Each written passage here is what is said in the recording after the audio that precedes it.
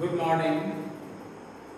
पिछले क्लास में हम लोग चले थे linear differential equation with constant coefficients पर इंट्रोडक्टरी चैप्टर का इंट्रोडक्टरी जो एक लेक्चर था उसको हम लोगों ने देखा था।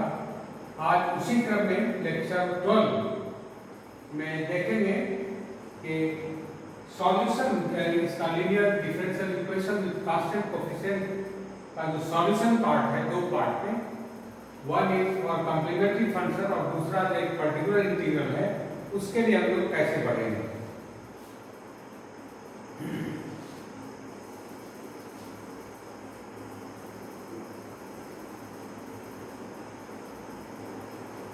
सबसे पहला पार्ट हम चलें, जैसे नंबर फर्स्ट में, suppose a linear differential equation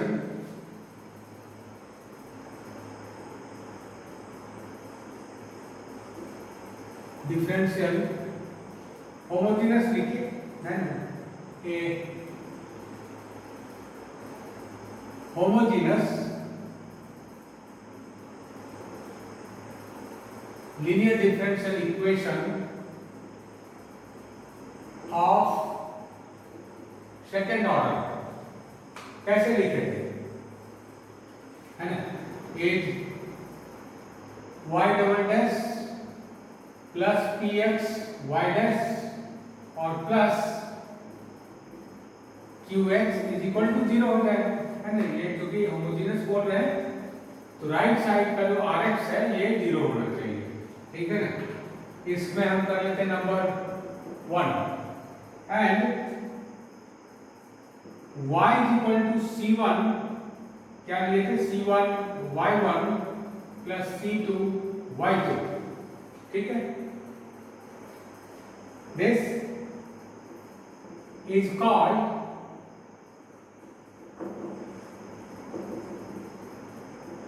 a general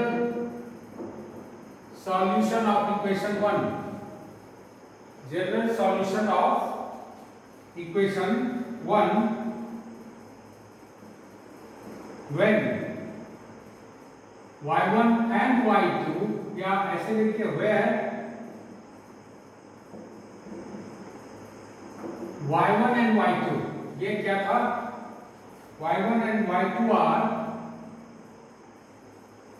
जाके सब ऐसे लिखिए, these are linearly independent। ये क्या है, linearly इंडिपेंडेंट, ठीक है, linearly independent on some interval. Suppose that कोई इंटरवल आई है उसमें लीनियरली इंडिपेंडेंट है। लीनियरली इंडिपेंडेंट का मतलब क्या होता है कि that is y1 and y2 are not proportional, है ना। y1 and y2 are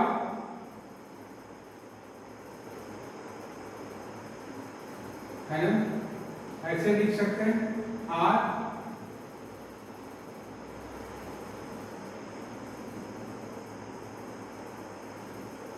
not proportional to each other. ऐसे लीनियरली इंडिपेंडेंट का मतलब होता है कि एक बात समझ लें इसमें कि c1 y1 plus c2 y2 this will equal to 0, है ना। For c1 is equal to c2 is equal to 0, इसके लिए आएगा। Then y1 and y2 are linearly independent। या इसको ऐसे कहें कि y1 and y2 are not proportional to each other। इसका मतलब होता है कि y1 it cannot be written in terms of this, है ना, तब कहेंगे it is linearly independent है, ठीक है। And C1 and C2 ये क्या है, दिस आर आर्बिट्ररी कांस्टेंट। कल हम लोग इस पर चर्चा किए थे, ठीक है। अब देखिए क्या है, तब इस हालत में क्या होगा कि देन y1 एंड y2 ये क्या कहलाता है? These are called y1 and y2 are called basis of the solution, called the basis of the solution. ठीक है, for basis of the solution for the linear homogeneous and for the linear homogeneous equation. एक बात हो गया, ये कहलाता है this is called a general solution where y1 and y2 are linearly independent. ठीक है, c1 and c2 are arbitrary constants, and in this position whenever y is equal to this is a general solution of this homogeneous linear differential equation, right? Then y1 and y2 is called basis of the solution. किसका? basis of the solution of this differential equation. ठीक है, next में आएंगे, और for a given particular values है ना of c1 and c2, this solution give a particular solution and it is a solution which is called a particular solution. हम उसको लिखेंगे क्या? लिखेंगे a particular solution है ना, a particular solution of linearly homogeneous या linear क्या लिखिए, linear homogeneous equation is obtained by giving specific है ना, by giving specific values of c1 and c2 in the general solution.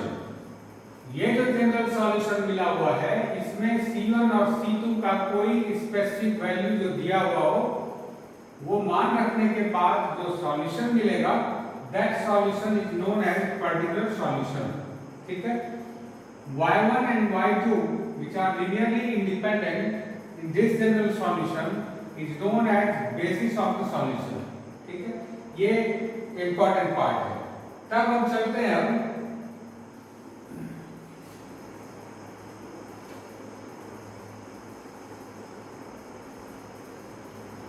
Next में चले, second order linear homogeneous.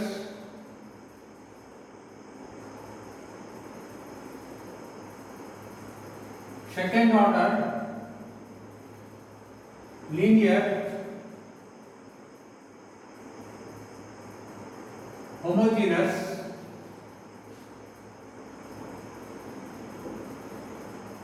differential equation with constant coefficients. ठीक है, ये क्या चीज होगा?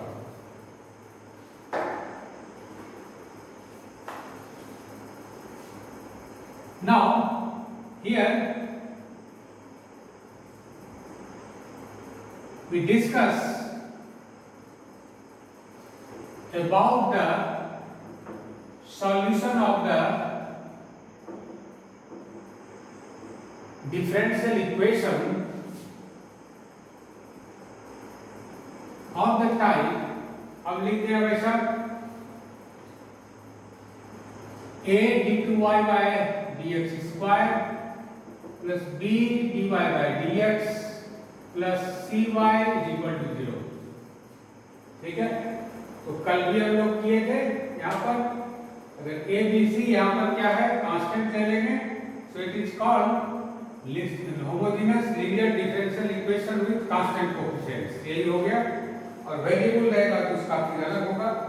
इसको हम लिख लेते हैं number 1 and it can be also written as AD square plus BD plus C into y is equal to 0.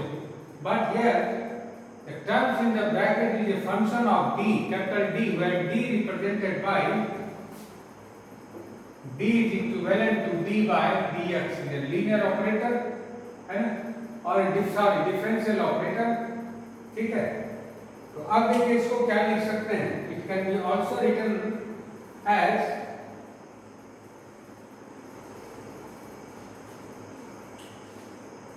this implies that fd function of d into y is equal to 0, ऐसा बोल सकते हैं इसको, है ना, where d is equal to क्या हो गया, where function of d this is equal to ad square plus bd plus c, ये मिल गया, ठीक है।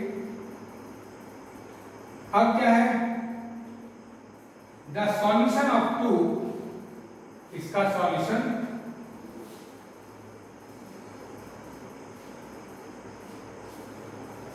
बहुत इंपॉर्टेंट है, इसको नोट कर लेंगे। The solution of 2 is called complementary function, है ना, called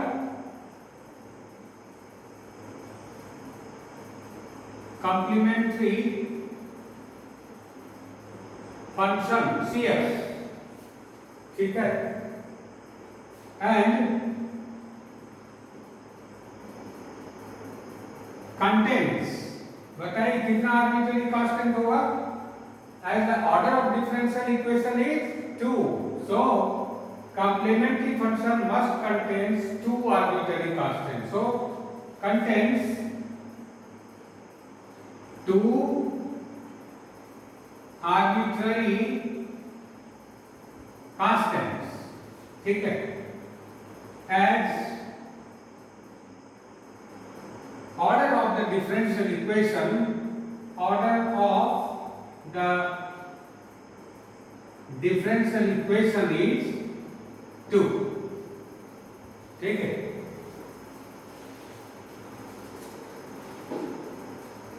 चलिए इसको नोट कर लीजिए, उसके बाद फिर देखते हैं आगे।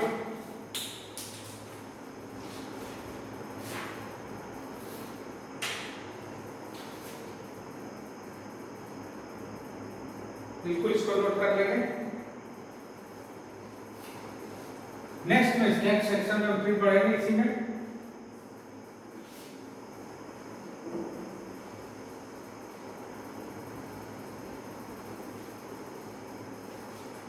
अब देखिए एक लाइन नोट में लिख लीजिए,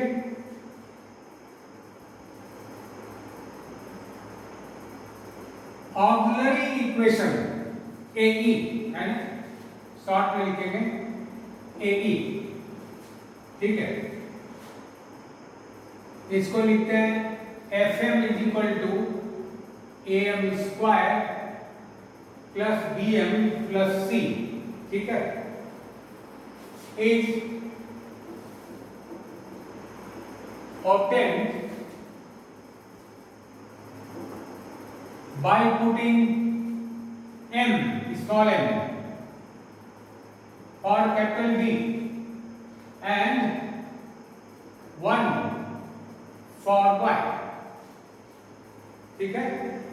auxiliary equation this is equal to 0, है ना, is obtained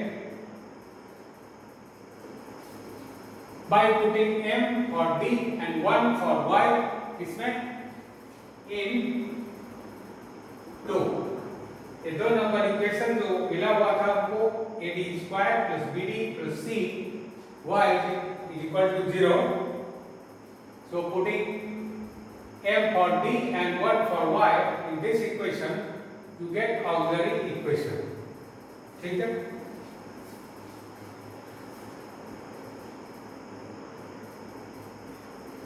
ठीक है, बस इतना रखिए। अब देखिए एक लाइन और इसमें चले, the general solution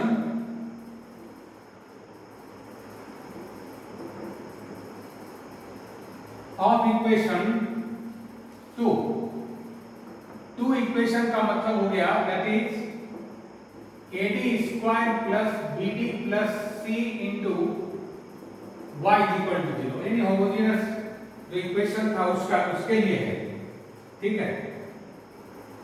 The general solution of this, that is this is equal to 0, is obtained by, कैसे निकालते हैं इसको, is obtained by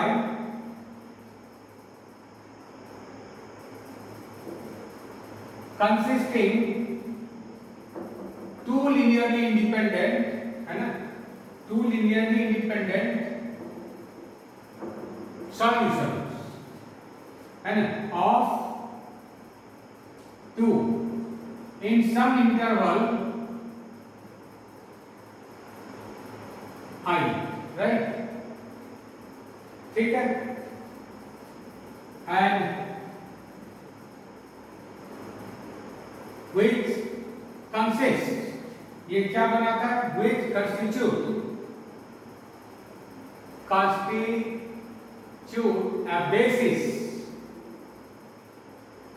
है ना, of the general solution या of the solution of two, यही चीज आया था, है ना। अब देखिए इसमें केस 1 लेके चलते हैं।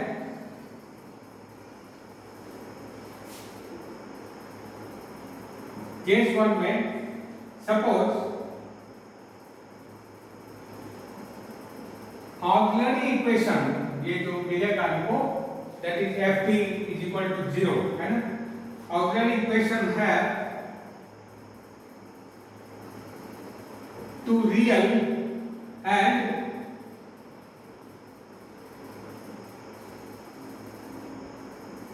Distinct roots. तब क्या करेंगे, से अल्फा एंड बीटा। इसका क्या मतलब हो गया, अगर ये ऑक्सिलरी इक्वेशन का दो रियल और डिस्टिंक्ट रूट्स मिलता है तो इन दिस केस y1 जो एक बेसिस मिलेगा, y1 and y2 are basis of the general solution y is equal to c1 y1 plus c2 y2, then this and this, ये क्या है, this is basis।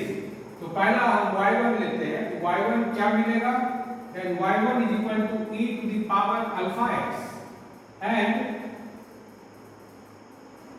y2 is equal to e to the power beta x, ठीक है। और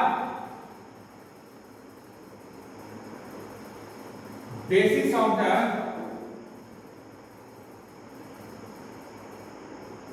general solution, ठीक है, of second number equation, and therefore general solution of equation 2 is, बता सकते हैं y बराबर कितना हो गया, c1 e to the power alpha x plus c2 e to the power beta x, ठीक है, जिसमें कि e to the power alpha x e to the power beta x are linearly independent, ठीक है।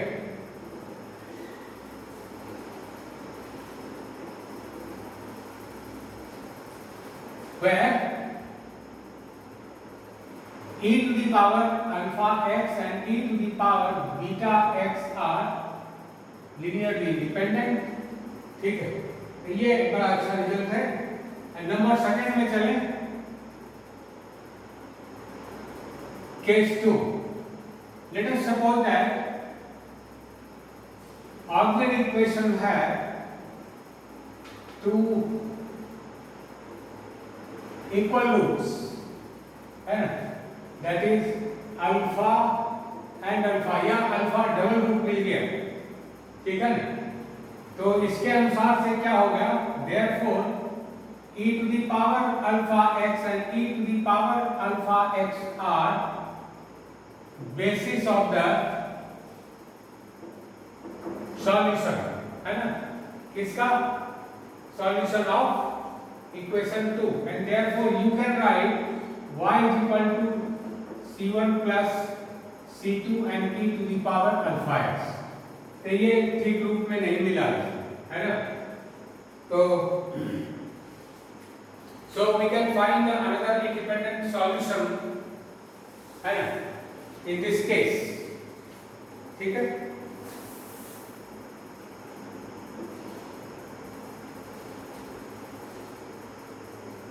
We can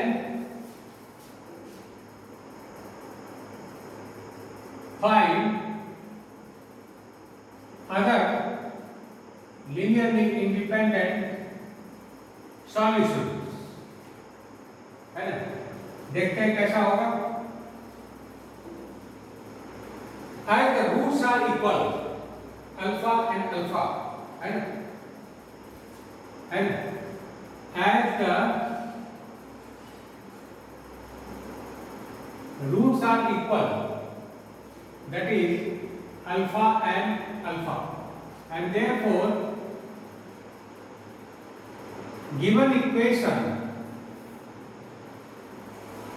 can be written as d minus alpha square, ठीक है ना, into y is equal to 0, that is d minus alpha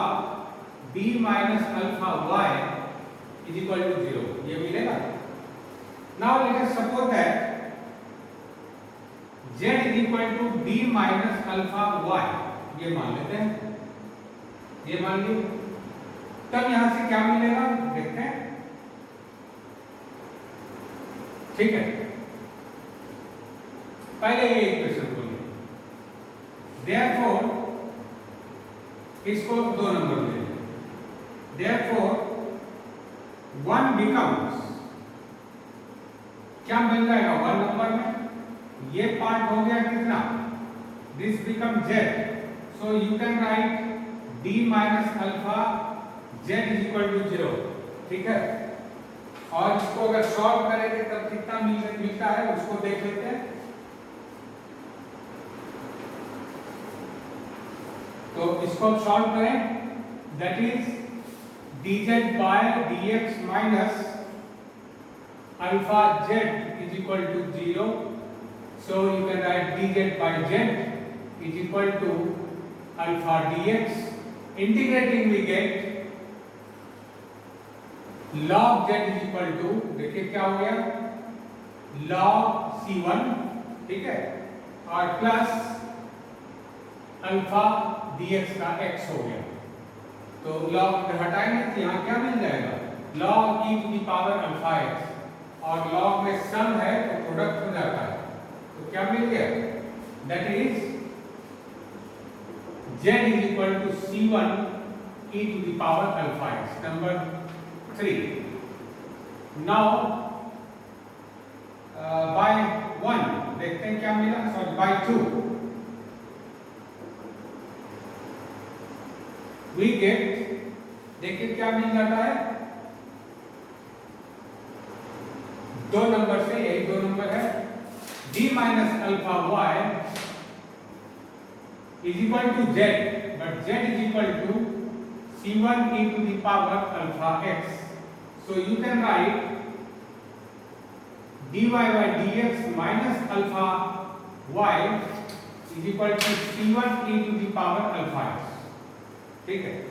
and clearly it is a linear differential equation, है ना, in y, and therefore if is equal to e to the power minus alpha integration dx, ठीक है, that is e to the power minus alpha x, therefore solution is coming there y into e to the power minus alpha x is equal to c1 integration e to the power alpha x e to the power minus alpha x dx plus c2, ये क्या बन गया, it is equal to 1, so you get y is equal to e to the power minus alpha x is equal to c1, और केवल dx का integration हो गया c1x plus c2, बस, therefore y is equal to कितना, and which gives y is equal to c1x plus c2 into e to the power alpha x। तो equal root होने पर दो रूट अगर इक्वल है तो उसका general solution of the homogeneous linear differential equation with constant coefficients will be c1x plus c2 e to the power alpha x, whereas c1 and c2 are constants, and therefore here there are two bases of the solutions are x e to the power alpha x and other is e to the power alpha x, and these two are linearly independent। ठीक है, इस बात को समझना है। Next case में बढ़ते हैं। अगर ऑक्सिलरी इक्वेशन का रूट इमेजिनरी हो, इमेजिनरी में बोले कॉम्प्लेक्स कंजुगेट होगा, तब क्या मिलेगा? तो केस थर्ड में हम इसको लेंगे, है कि नहीं? केस थर्ड में लेते हैं कि since A B and C are real, वो कॉम्प्लेक्स नहीं लेंगे, एबीसी को रियल लेना है ना? And you know that complex roots अगर किसमें होता है, अगर इन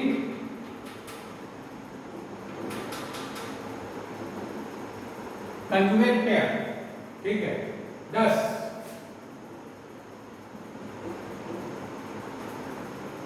if roots of a b square plus am square plus bm plus c is equal to 0b complex, ऐसा हो गया, ठीक है ना? तो दो रूट तो होगा, तो जिसको भी टेबल ऑफ क्वांटिटी में लेकर के डिस्कस कर रहे हैं। एंड लेट रूट्स आर, पहला ले लेते हैं alpha plus I beta and alpha minus I beta, ठीक है? तो प्रीवियस में जैसे काम किए थे, बिकॉज द रूट्स आर यहाँ पर हो गया डिस्टिंक्ट है, तो इसका दो बेसिस मिलेगा और जनरल सॉल्यूशन हो जाएगा। Therefore general solution is given by y equal to c1 e to the power alpha plus I beta plus c2 into e to the power alpha minus I beta, यही तो होगा जैसे पहला case में दिए थे।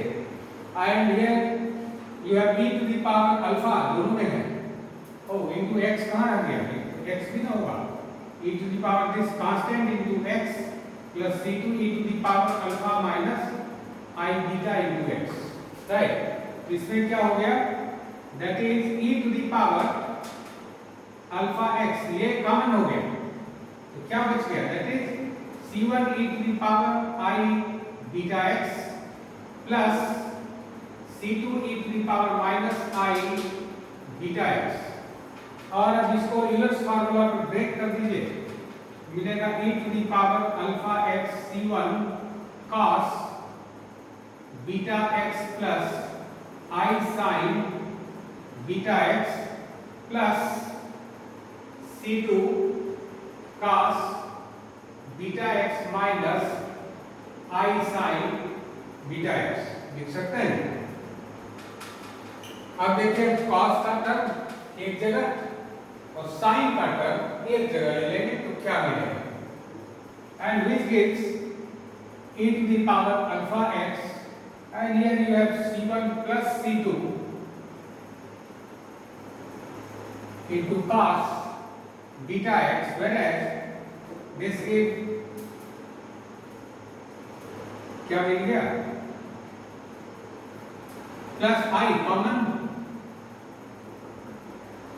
c1 minus c2 into sin beta x, as this and this are constants, and therefore you can write this into a cos beta x plus b sin beta x, where a and b are arbitrary constants, where A and B are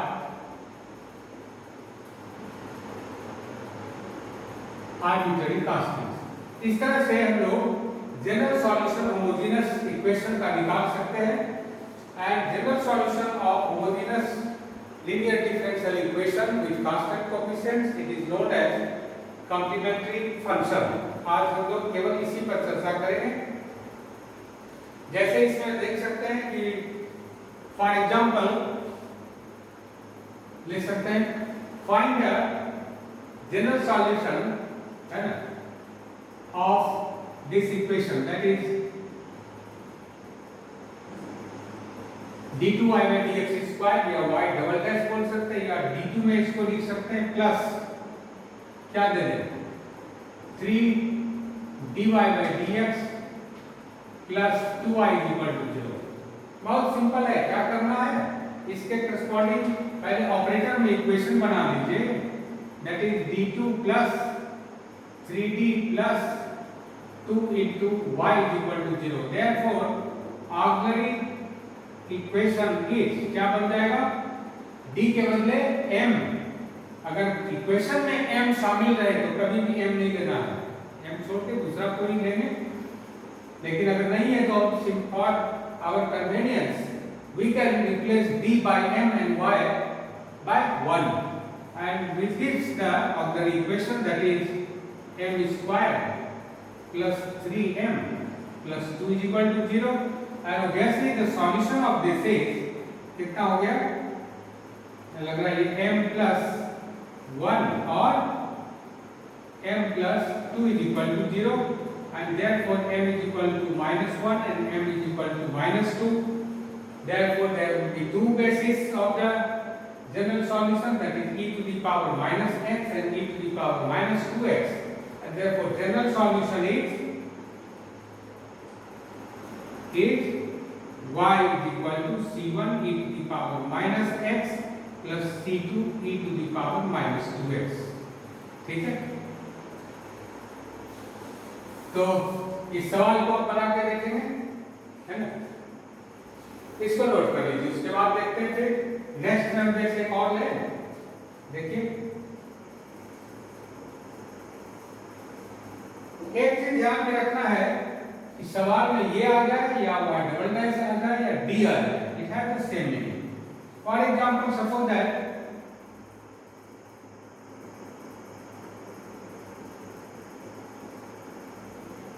is equal to 0। अब कैसे solution होगा, तब तो simple है, इसका auxiliary equation क्या मिल जाएगा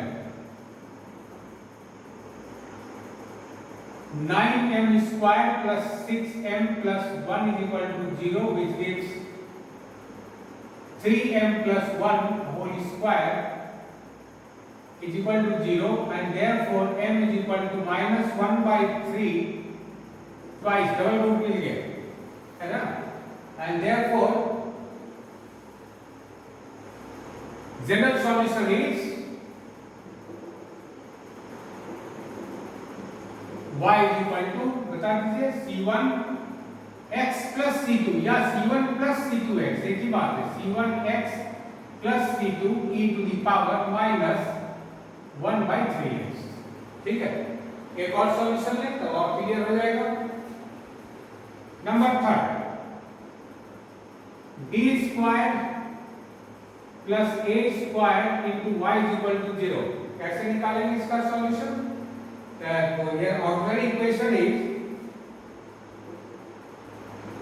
कितना हो गया m squared plus a squared is equal to 0। so you get here m is equal to plus minus ia। तो अल्फा प्लस आई बीटा है ना, उसमें अल्फा का मान यहाँ 0 है और बीटा का मान प्लस माइनस a है and therefore general solution is y is equal to e to the power alpha x। Alpha नहीं है, इसे खत्म हो गया, तो क्या बच गया c1 cos beta x, beta की जगह पर a है ना, और प्लस c2 sin ax। ये this is the general solution where c1 and c2 are arbitrary constants. Next सवाल लिख सकते हैं एक और ले लेते हैं, काफी है उसके बाद, बाकी फिर प्रैक्टिस अपने से करना होगा। कि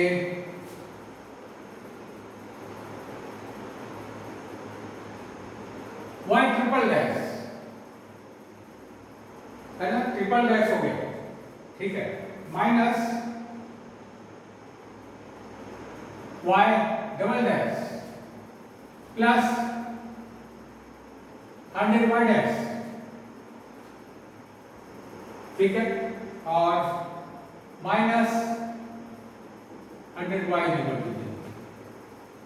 तो यहां से क्या मिल गया, it gives D cube minus D square plus 100d square, oh sorry D, और minus 100 into y equal to 0। तो बताइए ऑर्डिनरी इक्वेशन क्या हो गया,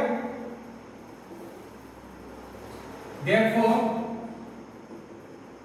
auxiliary equation is m cube minus m square plus 100m minus 100 is equal to 0, ठीक है। अब क्या है, here m is equal to 1 satisfy the equation, therefore m is equal to 1 is the root of the equation, and now by synthetic division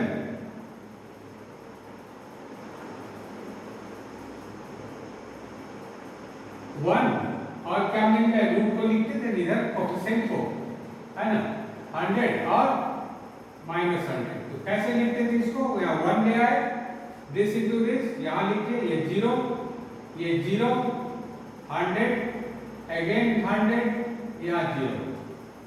तो next मिल गया क्या, and therefore m cube minus m square plus 100m right minus 100 equivalent to, एक तो root 1 हो गया, सो right m minus 1, ठीक है। Next is m square plus 100 is equal to 0। तो क्या मतलब हो गया, and therefore m is equal to 1 and m is equal to plus minus 10i, 10 root मिल गया, and therefore general solution is y is equal to c1 e to the power alpha x, alpha का मान 1 है, so write x plus c2 x plus no plus c2 cos beta x, यहाँ तो alpha है नहीं, फिर से 0 हो गया, तो cos beta x that is 10x, है ना, और प्लस c3 sin 10x, है ना। इस तरह से इसका सॉल्यूशन मिलेगा, इसको नोट कर लीजिए, बहुत इंपॉर्टेंट है ना। इतना समझ जाने के बाद तब पर्टिकुलर इंटीग्रल निकालने में फिर आसानी आपको होगी। हम लोग नेक्स्ट लेक्चर में पर्टिकुलर इंटीग्रल के लिए चर्चा करेंगे। आज के लेक्चर में इतना ही रखेंगे कि only for the complementary function आज का ये था। नेक्स्ट के लिए हम लोग पर्टिकुलर इंटीग्रल देखेंगे और कंप्लीट सॉल्यूशन जो होता है इट गिव्स कम्प्लीमेंट्री फंक्शन, ये जो जनरल सॉल्यूशन यहाँ के लिए है होमोजेनस के लिए, ये कहलाता है कम्प्लीमेंट्री फंक्शन। और एक जो पर्टिकुलर इंटीग्रल होगा दोनों का sum it gives the complete integral, वही करना है। तो इसमें से क्वेश्चन निश्चित रूप में एग्जामिनेशन में आता है and it is very important. तो पहले इस पार्ट तक में समझ लेंगे तब फिर आगे बढ़ेंगे। और अभी हम समझते हैं कि इसके बाद थोड़ा आपको गैप हम कर देंगे। तो after 1 or 2 days I will deliver lecture on the rest part. आज के लिए इतना ही, थैंक यू।